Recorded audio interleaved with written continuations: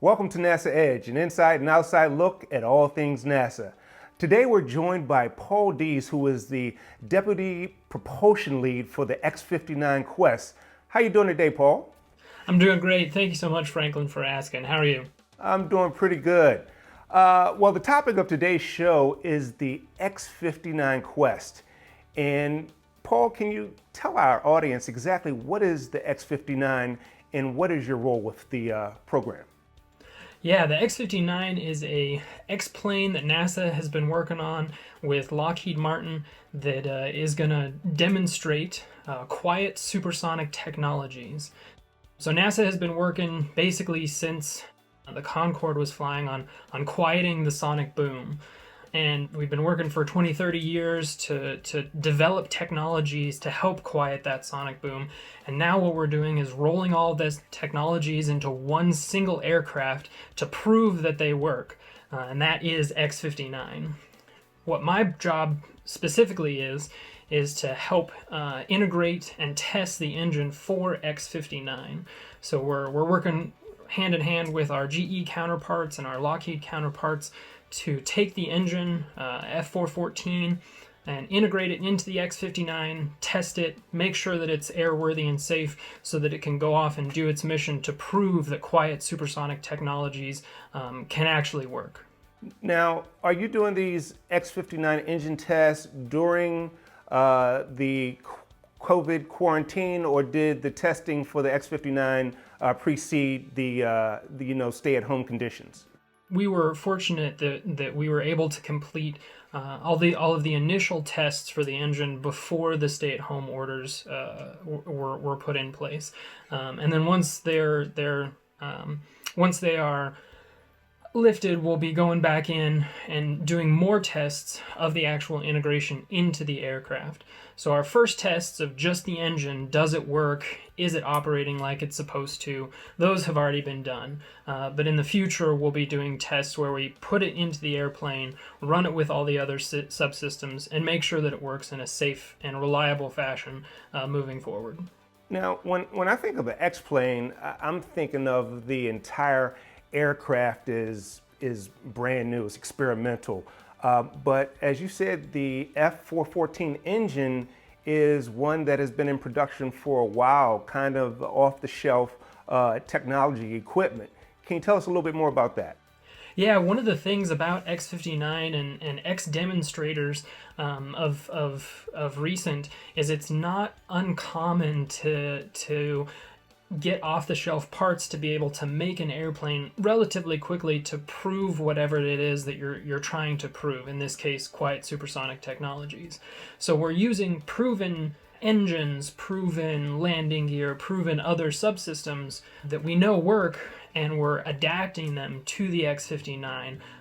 In the case of the engine, yes, the 414 has a really good record, 4.5 million flight hours in F-18 Super Hornets, and so we're building on that legacy, the successes that GE has had with the 414, and integrating it into X-59 to help prove quiet supersonic technologies.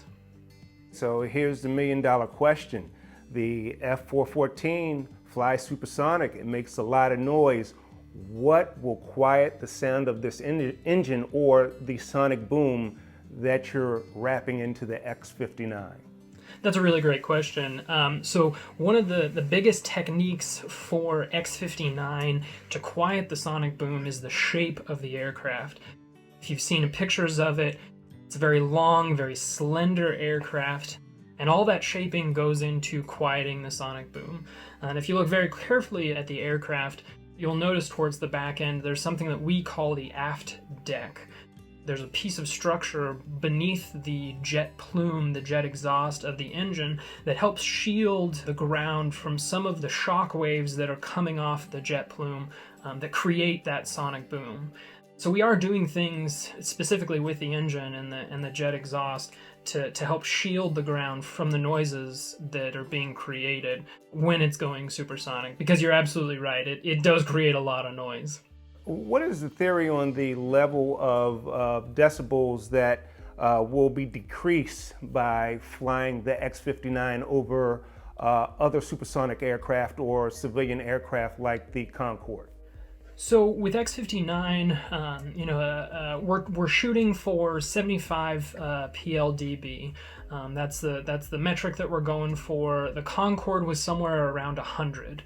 So it's a really a big decrease in how much noise is being created. Another way that you can kind of think of it is 60 is sitting in a quiet room having a conversation with somebody, and so it'll be in between those two levels. Another way to think of it is if you're sitting in your house and you hear a car door slam from down the street. That's about the level that we're shooting for with X-59. You're working on the engine test right now, and I've actually recently saw some video of the X-59 being assembled.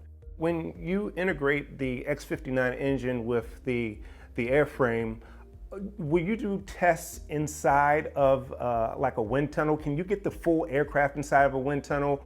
We have done several wind tunnel test campaigns for an aircraft that's 90 feet long and 20, 30 feet wide. It's a little bit more difficult to get that into a full wind tunnel and at the actual flight environments that we're going to be expecting X-59 to actually fly at. But that's what we do at Armstrong. The whole sky is our wind tunnel, is what we like to say. So we've already done some wind tunnel tests to help us gain confidence and understand, is this going to work like we think it should based upon our analyses, and everything's looking good so far. So the next real test is flight test, is we're going to go and take this aircraft into the sky. Well, Paul, that sounds great. Hopefully the NASA Edge team can make it back out to Armstrong to cover the actual flight tests of the X-59 Quest. Hey, Paul, thanks for being on the show this evening. Thank you so much. It was wonderful, Franklin. You have a great rest of the day. You too. You're watching NASA Edge, an inside and outside look at all things NASA.